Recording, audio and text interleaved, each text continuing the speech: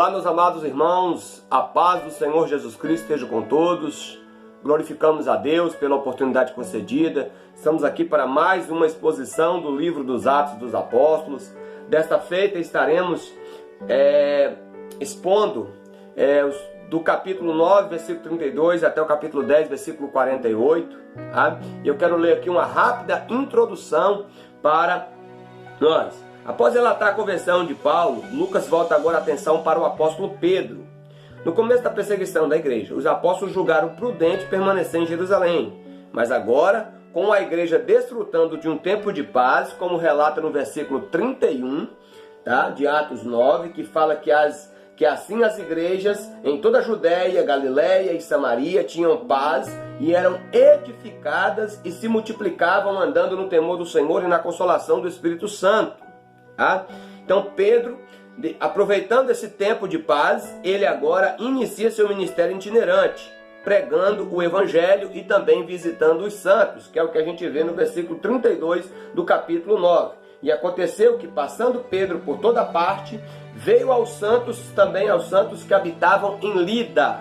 Então, no texto que nós vamos estudar, nós vamos falar de 3 milagres. O primeiro milagre é a cura de Enéas, o segundo milagre é a ressurreição de Tábita e o terceiro milagre foi a conversão de Cornélio, do centurião Cornélio e toda a sua casa. Então, os textos que nós vamos mencionar nesta exposição para a edificação de todos os amados irmãos. Glória a Deus, né?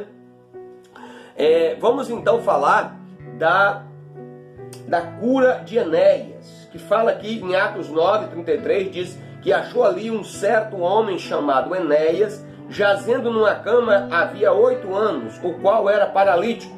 E disse-lhe Pedro: Enéas, Jesus Cristo te dê saúde, levanta-te, faz a tua cama. E logo ele se levantou, e viram todos os que habitavam em Lida e também em Sarona, os quais se converteram ao Senhor. Aqui é maravilhoso, irmãos, porque aqui Pedro usa a autoridade do nome de Jesus. Pedro, meus amados irmãos, como vocês sabem, ele recebeu a chave do reino, ou seja, a autoridade da parte do Senhor Jesus Cristo para operar sinais e maravilhas. Só que esses prodígios, ele tinha um propósito. E o propósito, meus irmãos, é esse aqui que está no versículo de número 35, que o povo que habitava ali na região de Lida e Sarona, eles vendo esse prodígio, vendo ali a cura daquele homem que já havia 8 anos que estava naquela situação, eles se maravilham e se convertem ao Senhor. Os sinais, queridos, eles são ferramentas que Deus outorgou para a igreja, para que a igreja propague o Evangelho. O fim não é só o milagre, o fim é a salvação das almas. Mas os milagres são usados sim pelo Senhor, como são usados nos dias de hoje também, porque Jesus não mudou e nós temos que usar a autoridade do nome de Jesus, porque Ele mesmo disse que os sinais se seguirão aos que crê. E aqui em seguida acontece também um outro milagre esplendoroso. O texto diz assim, versículo 36, que diz que havia em Jope uma discípula chamada Tabita, que traduzido quer dizer Dorcas. Tabita significa gazela, na língua grega, E fala que ela era uma mulher cheia de boas obras e também ela fazia muitas esmolas. Principalmente ali, ela cuidava das viúvas, como diz, E aconteceu que naqueles dias, que ela ficando doente, morreu. E tendo-a levado, a colocaram em um quarto alto, ou seja, num cenáculo, E como Lida era perto de Jope, ouvindo os discípulos que Pedro estava ali, lhe mandaram 2 varões, rogando-lhe que não demorasse em vir ter com eles. E levantando-se Pedro, foi ter com eles. Então vem aqui a prontidão de Pedro em obedecer, Quando chegou, o levaram ao quarto alto, e todas as viúvas o rodearam, chorando e mostrando as túnicas e vestes que Dorcas fizera quando estava com elas. Então veja que ela era uma mulher relevante, uma mulher, né, de influência ali, uma mulher que era usada por Deus para cuidar das viúvas, principalmente ali fazendo vestimentas e cuidando delas, né? Mas Pedro, versículo 40, fazendo sair todas, pôs-se de joelhos e orou, e voltando-se para o corpo, disse: Tábita, levanta-te. E ela abriu os olhos e, vendo Pedro, se assentou. E ele, dando a mão a ela, a levantou e, chamando os santos e também as viúvas, a apresentou viva. Glória seja dada ao nome do Senhor. Então, bem diferente hoje, irmãos, daqueles que gostam de coisas espetaculosas, Pedro não. Pedro, ele fez sair todas as pessoas, né?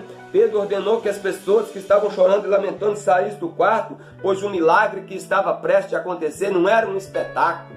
Louvado seja o nome do Senhor. Veja a simplicidade em tributar toda a honra, toda a glória, todo o louvor e toda a adoração ao nome do Senhor Jesus Cristo. Glória a Deus. Então, meus amados irmãos, mais uma vez diz no versículo 42, que foi isso notório por toda a cidade de Jope, e muitos creram no Senhor. Mais uma vez aqui a gente vê claramente o propósito dos milagres. As pessoas se converter ao Senhor. Os milagres, na verdade, irmãos, é uma ferramenta para conduzir as pessoas à salvação eterna que há em Cristo Jesus. Por isso, meus amados irmãos, que a nossa ênfase tem que estar na pregação do Evangelho, o Evangelho genuíno que salva, mas sabendo que os sinais, tá? Primeiro Jesus disse: ide por todo mundo e pregai o Evangelho a toda criatura, e os sinais se seguirão aos que crêem. É a primeira vez no livro de Atos que é relatado uma ressurreição. Mas Jesus falou bem claro lá na comissão dos seus discípulos: limpai os leprosos, expulsai os demônios, ressuscitai os mortos, porque Ele é o autor da vida. Louvado seja o nome do Senhor. E Ele, Jesus, tem poder sobre a morte. Louvado seja o nome do Senhor. Glória a Deus. Meus amados irmãos, né? Nós vamos agora falar que Pedro, ele se dirige agora para Jope, como diz o versículo 43, que ele vai para uma casa de um Simão curtidor. Ali Deus já estava preparando Pedro, daqui a pouco vocês vão entender o porquê. Então Pedro, ele vai para uma região chamada Jope. Foi nessa mesma região, por exemplo, que Jonas foi rebelde e não obedeceu à voz de Deus, e em Jope ele tinha sido enviado para Nínive, e ele acabou desviando o caminho e tomando um barco para Tarsis. Neste mesmo lugar, irmãos, onde o profeta Jonas foi desobediente, Pedro, que era também chamado de Simão, filho de Jonas, claro que não é do mesmo Jonas, mas só fazendo, né, um trocadilho, né? Pedro não se assemelhou a Jonas, pelo contrário, em Jope, Pedro recebe um grande comissionamento, porque nós vamos falar, queridos, tá? sobre Cornélio, que foi uma das maiores conversões no livro de Atos. É um ponto referencial, assim como foi a conversão de Saulo no capítulo 9, também a conversão de Cornélio aqui no capítulo de número 10. Tá? Então nós vamos considerar algumas coisas bem importantes. Então, ao passo que Jonas, a priori, ele se recusou a levar a palavra além dos limites de Israel, Pedro não. Apesar de uma pequena relutância, mas ele obedeceu a ordem do Senhor de pregar o Evangelho além dos limites de Israel, né? Falando agora, queridos, do capítulo 10, o grande comentarista chamado Warren Wiersbe, ele diz que o capítulo 10 de Atos é crucial, né? É muito crucial, pois relata a salvação sendo oferecida aos gentios. Vemos Pedro usando as chaves do reino pela terceira e última vez no livro de Atos. Ele havia aberto a porta da fé para os judeus, lá em Atos 2, no dia de Pentecoste. Também aos samaritanos, em Atos capítulo 8, quando ele é enviado juntamente com João lá para cooperar com Filipe, lá em Samaria. E agora também ele vai ser usado na autoridade para poder levar o evangelho aos gentios. Então, o personagem em destaque aqui, né, a ser convertido foi Cornélio, centurião romano. Então nós vamos aqui, queridos, fazer alguns destaques na vida de Cornélio. Nós vamos ser rápido, mas vamos destacar algumas coisas importantíssimas em relação a Cornélio. Em primeiro lugar, nós vamos destacar quanto à sua profissão, que ele era um soldado graduado. Atos 10, versículo 1, diz que Cornélio, que morava em Cesareia, ele era um centurião da coorte chamada italiana. Na verdade, queridos, Cesareia era onde se encontrava o quartel-general do governo romano na Palestina, ou seja, era o centro governamental da administração romana na província da Judéia. Herodes, para agradar César Augusto, fez a cidade e deu o nome em homenagem a ele, tá? E ela se tornou uma grande vitrine do Oriente, a cidade de Cesareia Marítima. No período de 12 anos, Herodes construiu um teatro, um anfiteatro, prédios públicos, uma pista de atletismo, um palácio, um arqueduto, ou seja, e também um magnífico porto, por isso que é chamado de Cesareia Marítima. Então, como ali era o centro do quartel-general, né, a organização militar romana era feita principalmente pelas chamadas legiões. As legiões, irmãos, era a maior força militar, que era constituída geralmente de 6.000 soldados. Esses 6.000 soldados era dividido em 10 coortes, tá? De 600 soldados. Sobre esses 600, eram estabelecidos 6 centuriões. Centurião porque cuidava de 100. E Cornélio, ele era um desses centurião. Então Cornélio, ele exercia, irmãos, um cargo de eminência dentro do quartel-general romano, uma das mais famosas, né? A coorte italiana, né? Então Cornélio, assim como ele era um soldado graduado do exército romano, ele também se tornaria um soldado veemente de Cristo. Louvado seja o nome do Senhor. Em segundo lugar, irmãos, no que tange a relação de Cornélio com o próximo, Cornélio era um homem generoso. A Bíblia diz bem claro aqui, irmãos, no capítulo 10, no versículo 2, que ele fazia muitas esmolas. E quando o anjo aparece lá no capítulo de lá no versículo 4 de Atos 10, o anjo diz que as esmolas dele tinha subido como um memorial diante de Deus. Olha que coisa interessante. Ele era um homem generoso, irmãos. Ele era um homem que praticava boas obras. Ele era um homem que verdadeiramente se compadecia e que ajudava ao próximo. Louvado e engrandecido seja o nome do Senhor. No que tange, irmãos, a relação dele com Deus, Cornélio era um homem piedoso e temente. É o que diz logo no versículo 2, que Cornélio era um homem piedoso e temente a Deus. Veja que ele tinha, irmãos, virtudes espirituais com relação a Deus, né? E em quarto lugar, no que tange a sua vida devocional, Cornélio era um homem de oração. Veja que ainda no versículo 2 fala que ele orava de contínuo a Deus. Glória seja dada ao nome do Senhor. E lá no versículo 4 também, o anjo chega a dizer, não somente as esmolas, mas também as orações de Cornélio estava tendo acesso como memorial diante do Senhor Deus. Que bênção, né, irmãos? Veja que homem virtuoso verdadeiramente. Não para por aí, não. Em quinto lugar, no que tange a família, Cornélio era um líder exemplar. Porque fala aqui que Cornélio, ele não era eficaz somente com os soldados que ele comandava. Ele era eficaz também dentro da sua casa. Porque diz que ele era piedoso, temente a Deus, como também toda a sua casa. Ele era um homem íntegro e de vida exemplar dentro e fora do seu lar. ele liderou a sua casa para buscar a Deus e ser temente a Deus. Que coisa linda, né, irmãos? Ele era verdadeiramente um sacerdote do lar.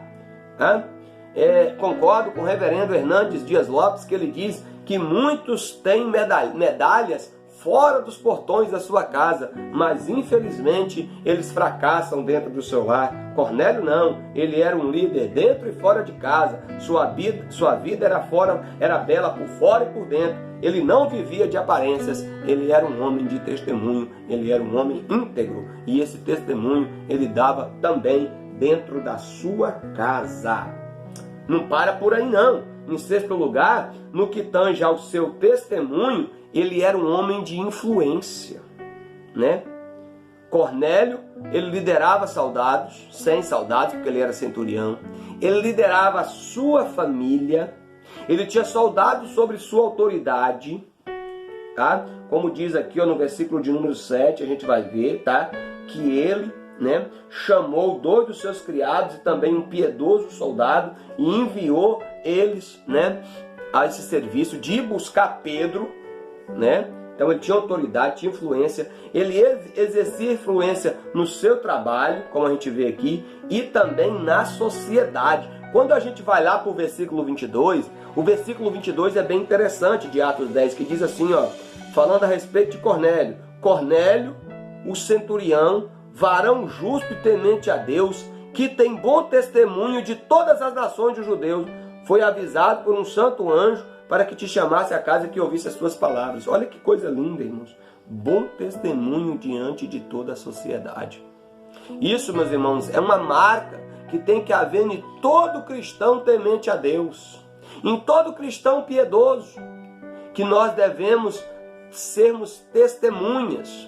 Nós devemos andar como dignos da vocação com que fosse chamado. E Cornélio é um grande exemplo aqui de um homem que dava testemunho dentro da sua casa, diante dos seus liderados, diante dos soldados, diante dos seus servos e também diante da sociedade. Louvado seja o nome do Senhor.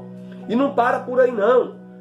Em sétimo lugar, quanto à sua disposição de agradar a Deus, ele era um homem pronto.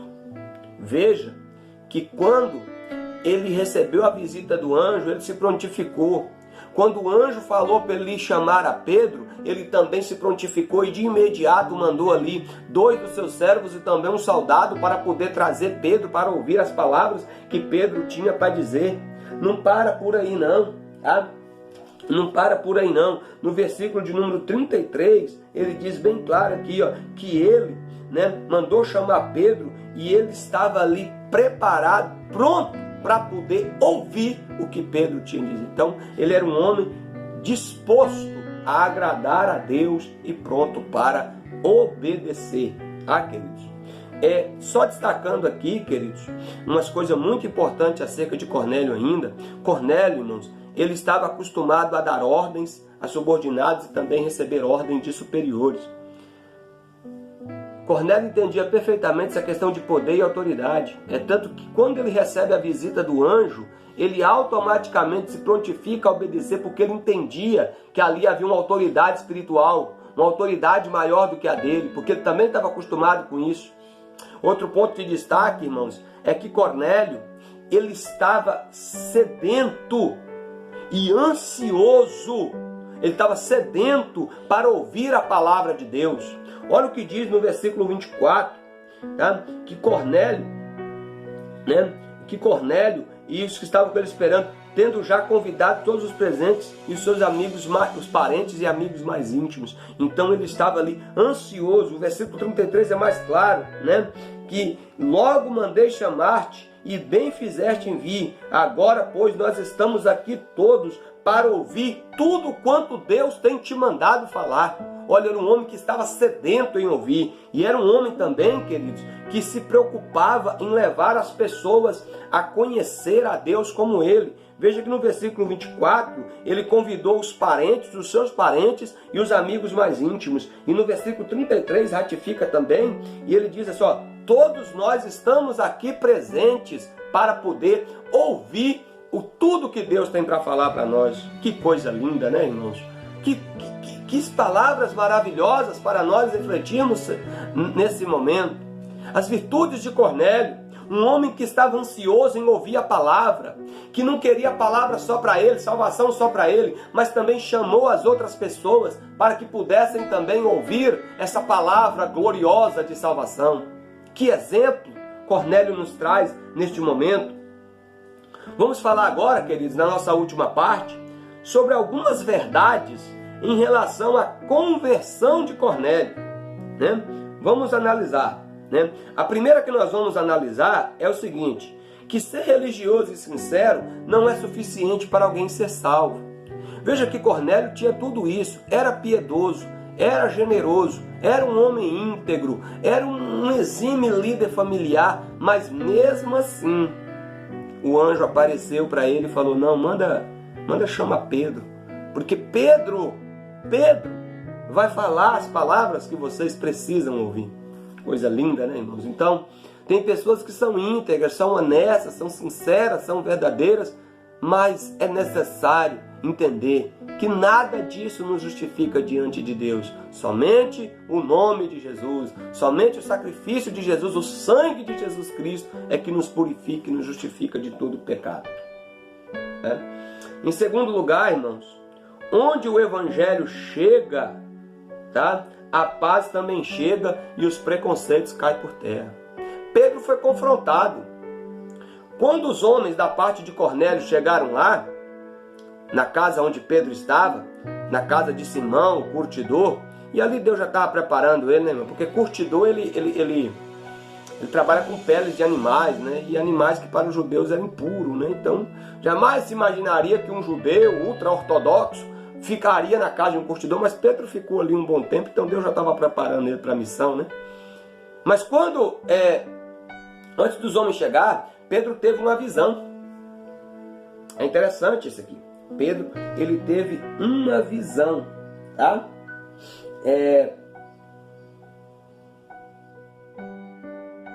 Pedro estava orando no terraço e ele teve uma visão. Ele viu o céu aberto e descia um vaso como se fosse um grande lençol atado pelas 4 pontas vindo para a terra, o qual havia todo tipo de animais quadrúpedes, répteis e também aves, né, do céu. E foi-lhe dirigida uma voz que disse, levanta-te, Pedro, mata e come. E Pedro disse, de modo nenhum, Senhor, porque nunca coisa comum, né, e imunda eu comi.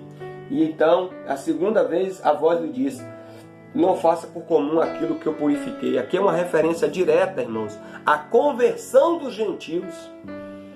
E Pedro estava de imediato relutante, ignorando, mas Pedro, né, ele sabia perfeitamente que não pode recalcitrar contra o aguilhão, não pode ser rebelde e desobediente à voz de Deus. E Pedro vai à casa de Cornélio. E quando Pedro chega na casa de Cornélio e vê aquela multidão de pessoas atentas, ansiosas para ouvir a palavra do Senhor, olha o que Pedro fala. Aleluia!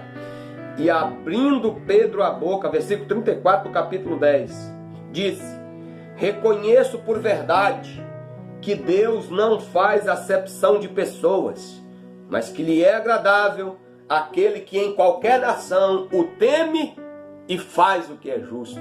O preconceito cai por terra, porque Pedro viu claramente que ali foi uma testificação do Espírito Santo de que Deus estava abrindo a porta para a evangelização e para a salvação dos povos gentios, além das fronteiras de Israel. Como Jesus disse para eles, serão minhas testemunhas em Jerusalém, na Judéia, na Samaria e até os confins da terra. Aleluia! Então Pedro fala que Deus não faz acepção de pessoas. Quando o evangelho chega, o preconceito cai por terra e o nome do Senhor é glorificado. Os tabus caem, o preconceito cai, o nome do Senhor é glorificado. Irmãos, Simon Kistemaker, ele diz que Deus ensina uma lição para Pedro nessa visão dos animais, né? Nessa visão que ele teve, que removeu todas as barreiras, né, para separar os povos e as nações. A barreira entre judeu samaritano, cristão, tá, havia sido derribada quando Pedro e João se dirigiu a Samaria. Agora era chegada a hora de estender o mesmo privilégio para os crentes gentios. Não foi o homem, mas Deus que removeu a barreira que separava o judeu do gentio. Deus instruiu Pedro a aceitar os crentes gentios no seio da igreja cristã. Deus, e não Pedro, abre a porta do céu para os gentios. O próprio Deus inaugura para Pedro uma nova fase do ministério do Evangelho, como o próprio Pedro testemunhou no capítulo 11, no versículo 17, quando ele se justifica diante da igreja por haver batizado Cornélio e todos que estavam ali. Ele diz: portanto, se Deus lhes deu o mesmo dom que deu para nós, quando cremos no Senhor Jesus Cristo, quem era então eu para que pudesse resistir a Deus? E ouvindo essas coisas, apaziguaram-se e glorificaram a Deus, dizendo: na verdade, até aos gentios Deus deu arrependimento para a vida. Louvado seja o nome do Senhor. Que coisa maravilhosa, irmãos. É Deus quem abre as portas, é o Espírito Santo que convence, é o Espírito Santo que dirige a igreja para pregar o Evangelho até os confins da terra. Glorificado seja o nome do Senhor.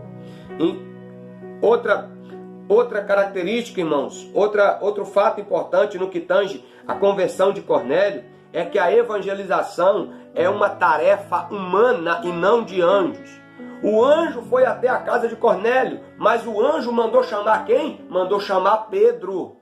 Não é anjo que prega, quem prega é Pedro, quem prega é a igreja. Conta-se, irmãos, uma história apenas para reflexão, que Jesus, após ter ressuscitado entre os mortos e ficado com os seus discípulos por um espaço de 40 dias, ele é assunto aos céus, como todos sabem. Chega lá, Jesus tem um diálogo com o anjo. E o anjo diz para Jesus: Senhor, o Senhor deu a sua vida, o Senhor foi crucificado, o Senhor realizou, consumou a obra de salvação. E agora, quem é que vai proclamar essa boa nova? Jesus virou para o anjo e falou: eu deixei 12 homens preparados lá para isso. E o anjo vira e pergunta: e se eles falharem, Senhor? Então o Senhor fala: se eles falharem, eu não tenho outro método, é eles que vão fazer. Aleluia. E eles fizeram, irmãos.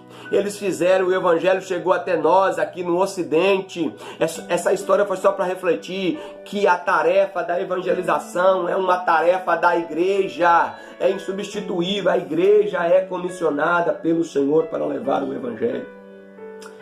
Aleluia. Irmãos, outro fato característico na conversão de Cornélio é o seguinte: o Evangelho está centrado na pessoa de Jesus Cristo. Olha o que diz, em primeiro lugar, nas obras de Cristo. Olha o que diz o versículo 38, que Deus ungiu a Jesus de Nazaré com o Espírito Santo e com virtude, o qual andou fazendo o bem e libertando todos os oprimidos do diabo, porque Deus era com ele. Jesus é o centro do Evangelho. O Evangelho também está centrado na morte de Jesus Cristo, versículo 39, e nós somos testemunhas de todas as coisas que ele fez, tanto na terra da Judéia como em Jerusalém, o qual o mataram pendurando no madeiro. A morte de Jesus foi vicária, ele morreu em nosso lugar. A morte de Jesus foi cruenta, porque foi morte de cruz. A morte de Jesus foi expiatória, porque ele anulou, ele cancelou, ele extinguiu o pecado. Por isso que João Batista: eis aí o Cordeiro de Deus que tira o pecado do mundo. Então a morte de Jesus nos trouxe vida, e vida com abundância. Louvado seja o nome do Senhor. O Evangelho também está centrado na ressurreição de Cristo. Olha o que diz no versículo 40, a este Deus ressuscitou dos mortos no terceiro dia e fez com que se manifestasse, não só ao povo, mas também às testemunhas que Deus antes ordenara, a nós que comemos e bebemos juntamente com ele depois que ele ressuscitou dos mortos. Pedro era uma testemunha ocular da ressurreição de Jesus. A ressurreição de Jesus é um dos principais pilares da nossa fé. Paulo chega a dizer que se nós não cremos na ressurreição, a pregação é inútil, a fé é em vão e nós permanecemos em nossos pecados. Cristo foi a primícia dos que dormem, ele ressuscitou dentre os mortos com poder e glória. Louvado seja o nome do Senhor. E nós temos que crer que assim como ele ressuscitou, ele também vivificará ressuscitará os nossos corpos abatidos, Ele também nos ressuscitará. Nós cremos na ressurreição dos mortos, porque Cristo assim ressuscitou. Aleluia. O Evangelho também está centrado no senhorio de Cristo. Olha o que diz no verso 36. A palavra Ele enviou aos filhos de Israel, anunciando a paz por Jesus Cristo. Este é o Senhor de todos, louvado seja o nome do Deus Todo-Poderoso. Outro fato, irmãos, para nós finalizarmos, é que todos aqueles que recebem o Evangelho, esses também recebem o Espírito Santo e devem ser ingressados na igreja. Olha o que diz a partir do verso 44, diz assim, ó, tá?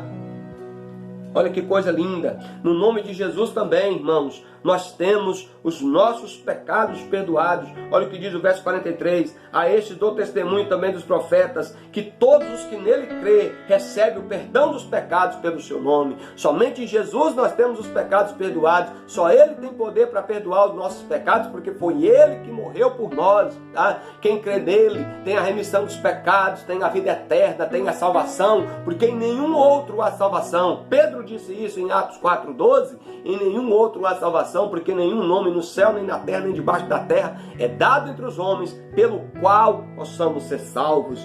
A partir do versículo 44, diz, Pedro dizendo essas palavras, caiu sobre eles o Espírito Santo, os que ouviram a palavra, e os fiéis que eram da circuncisão, que estavam junto com Pedro, vendo isso, se maravilharam, que o dom do Espírito Santo também se derramasse sobre os gentios, porque ouviram falar em línguas e magnificar a Deus. Respondeu então Pedro, pode alguém porventura recusar a água para que não sejam batizados? Estes também receberam, como nós, o Espírito Santo. Aleluia. Meus amados irmãos, aqui uma experiência tremenda. Eles receberam o batismo no Espírito Santo antes mesmo de ser batizado nas águas, porque de bom grado eles ouviram a palavra, houve sincero arrependimento, houve quebrantamento, houve salvação, houve conversão genuína, e ali eles receberam. Então, meus amados irmãos, houve conversão genuína, por isso que o Espírito Santo desceu sobre eles. E quando Pedro vê eles falar em línguas e magnificar a Deus, Pedro fala então, aleluia, pode alguém recusar a água? Então, meus amados irmãos, claramente, aqueles que recebem o Evangelho também recebem o batismo no Espírito Santo, e também eles têm que ser ingressados na igreja. Eles precisam ser ingressados na igreja para fazer parte do corpo de Cristo. É o que deixa bem claro aqui, né? Cornélio e toda a sua casa foram convertidos e batizados no Espírito Santo e receberam também o batismo nas águas, que isso fez com que agora eles fizessem parte do corpo espiritual de Cristo, do corpo místico de Cristo, da igreja do Deus vivo. Louvado seja o nome do Senhor. É muito importante, irmãos, nós atentarmos para essas coisas. É muito importante nós atentarmos que o batismo no Espírito Santo é uma experiência distinta da salvação, acompanha a salvação, mas é uma experiência distinta, e nós, os pentecostais, nós cremos nessas coisas. Nós, os pentecostais, nós cremos na efusão do Espírito, nós cremos na atualidade dos dons, nós cremos que o Espírito Santo continua assim revestindo pessoas para o exercício da obra, para pregar o Evangelho, para anunciar a palavra de salvação até os confins da terra. Foi isso que Pedro disse em Atos, capítulo de número 2, versículo 39, que a promessa do batismo no Espírito Santo não se diz respeito somente a nós, mas para todos quantos estão longe, todos quantos o Senhor nosso Deus chamar. Louvado seja Deus. Amém, meus amados? Receba essa palavra, seja impactado, seja cheio do Espírito Santo, e que o Espírito de Deus fale mais e melhor ao seu coração. Você já creu em Jesus?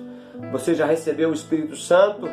Já se decidiu em tornar membro da Igreja de Deus, fazendo sua profissão de fé e ser batizado? O tempo é agora. Você pode fazer isso neste momento, você que ouve essa mensagem. Crê no nome de Jesus, e você pode ir no seu lugar, se você receber a palavra de bom grado, ser revestido do Espírito Santo e ter esse prazer, esse desejo de ser ingressado na Igreja do Deus vivo. Aleluia, louvado seja o nome do Senhor e fazer parte do corpo de Cristo. Amém, meus amados? Que Deus abençoe a sua vida rica e poderosamente. Obrigado, meus irmãos, que têm cooperado, que têm compartilhado. Que Deus abençoe sua vida. Que o amor de Deus, a graça de Jesus Cristo e a comunhão do Espírito Santo seja sobre você e sobre a sua casa. Compartilhe esse vídeo para que outras vidas também possam ser edificadas. Nós vamos ficando por aqui. Um forte abraço e a paz do Senhor Jesus Cristo para todos os amados irmãos, em nome de Jesus.